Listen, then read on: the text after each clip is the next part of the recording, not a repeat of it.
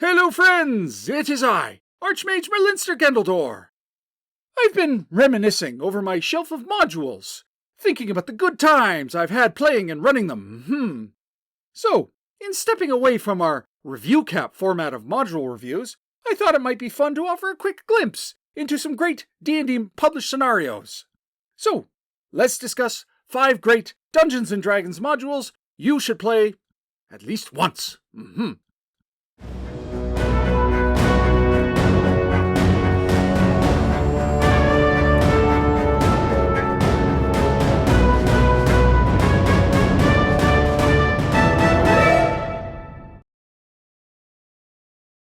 Number 5. The Lost Mine of Phandelver, published by Wizards of the Coast in 2014. This is a 5th edition module, but don't hold that against it. I must admit, I was skeptical at first, but this module is a neat little entry that I highly recommend to 5th edition players.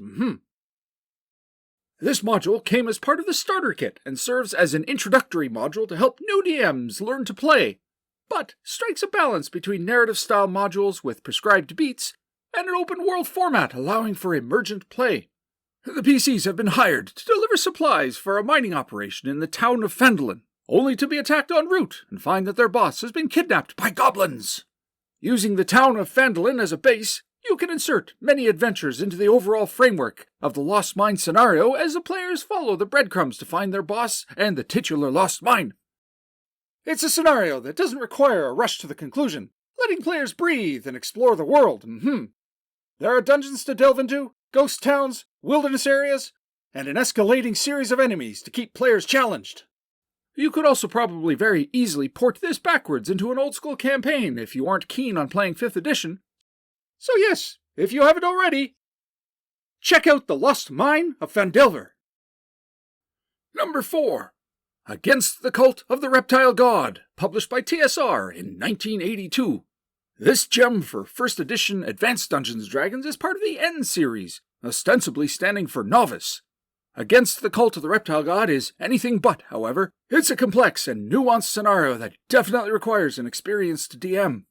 Starting out in Hokoke, a location in Greyhawk, the PCs make their way to the village of Orlane, where people are being snatched away and converted into agents of a mysterious cult. The town is laid out in exquisite detail, including a timeline of kidnappings, villains and their motivations, a variety of potential allies, and a final, deadly dungeon where the plot comes together. This module is a top-notch example of the great classic modules of the era. But be warned, it's not one that a dungeon master can just crack open and play. No, it requires prep, and will challenge both DM and player in execution. But the effort to reward ratio will not disappoint. Number 3. The Sinister Secret of Saltmarsh, published by TSR in 1981. A coastal town, a haunted house, the stuff of great adventure. This classic module is the first in a 3-part series, and while the follow-ups are decent, they don't quite have the je ne sais quoi of this one. And while I would have liked for the module to flesh out the details of the town of Saltmarsh, it doesn't diminish the overall experience. New players to this classic are in for a grand time as the mystery unfolds. I would also like to give an honorable mention to Ghosts of Saltmarsh, published by Wizards of the Coast in 2019. 2 Wizards products that don't suck? I know! I could barely believe it myself! Wizards of the Coast may be an evil, soul-sucking entity publishing loads of crap, but this book is the exception to disprove the rule. This compendium contains not only redos of the original 3 Saltmarsh modules, but an additional 4 aquatic-based modules taken from various sources to flesh out the PC's time in the coastal town of Saltmarsh. Further to this, the town of Saltmarsh is laid out with NPCs, factions, and a regional map to give DMs even more fodder for a campaign adventure lasting a good long time. The 5e rules and stat blocks are even posted at the back of the book, allowing for easy backwards compatibility if you choose to use this module as a sourcebook for any other edition if 5e isn't your game. So, whether the original classic or the update, Saltmarsh is a worthy addition to this list. Number 2.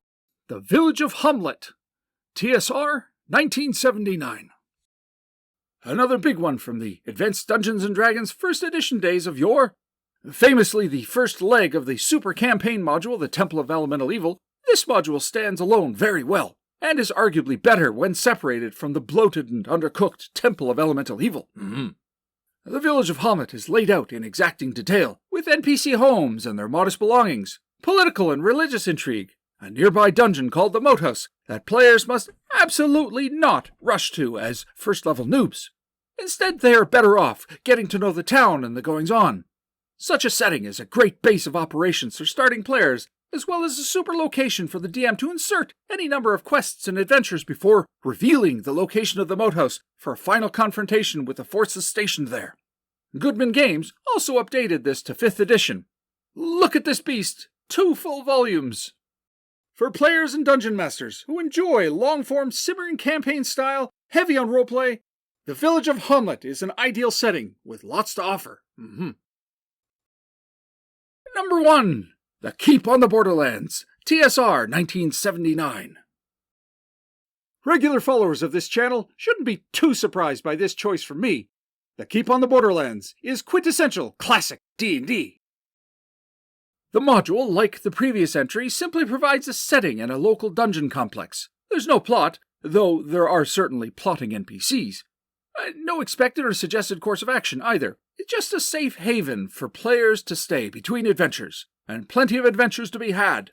While the Keep on the Borderlands was designed with the basic rules in mind, it's easily converted to advanced rules or even any other edition. In fact, as with Ghosts of Saltmarsh, I must give an honorable mention to Goodman Games' wonderful 5th edition update, Into the Borderlands. This massive tome is not one, but 2 classic adventures, The Keep on the Borderlands and In Search of the Unknown. Also included are the original publications of these modules and essays by legacy D&D stalwarts on the modules and their creation. A wonderful coffee table book indeed. Again, for groups that like a slow burn and not racing to the finish, you can mine many sessions out of this gem. And even when you complete the printed aspects, the Keep can serve as a great long-term base for further exploration and adventure. Just look at our ongoing Keep on the Borderlands review cap series on this channel to see how that can happen. So my friends, I hope you enjoyed that little peek at some classic modules that will make for some memorable table games. Any one of these will yield a great many sessions. Finesse them into your campaign, and you'll have content for a good long time. What modules do you like? Light up the comments section with your offerings. And with that, my friends, I shall bid you anon.